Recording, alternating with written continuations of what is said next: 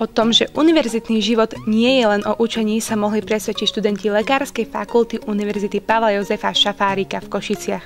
Spolok medikov mesta Košice zorganizoval pre prvákov tejto fakulty imatrikulačný ples, ktorý sa konal 16. novembra. Zúčastniť sa ho však mohli aj starší študenti a tak sa v priestoroch spoločenského pavilónu nakoniec bavilo viac ako 600 ľudí. Ples existoval už pred vznikom Spolku medikov mesta Košice, čiže pred viac ako 20 rokmi.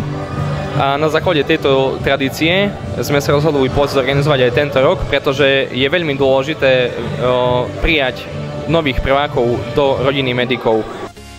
Celý večer sprevádzali študentov skvelí moderátori a do tanca im hrala skupina Problém.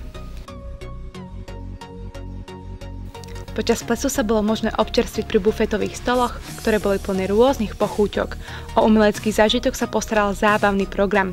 Chytľavé piesne zaspievala študentka zubného lekárstva Juliana Pilárová, vystúpili aj tanečníci z tanečného klubu Meteor a v 3 číslach sa predviedla parkourová skupina z Prešova.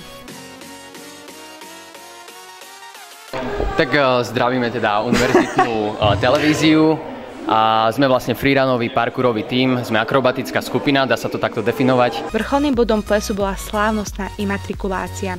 Prváci skladali špeciálny sľub a prevzali si svoj imatrikulačný list.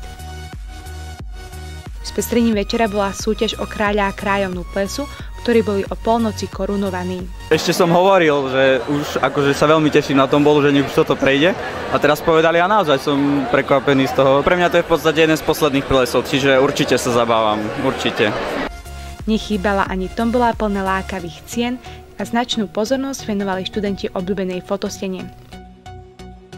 Je to super, je to pekný ples, bavíme sa tu celkom fajn.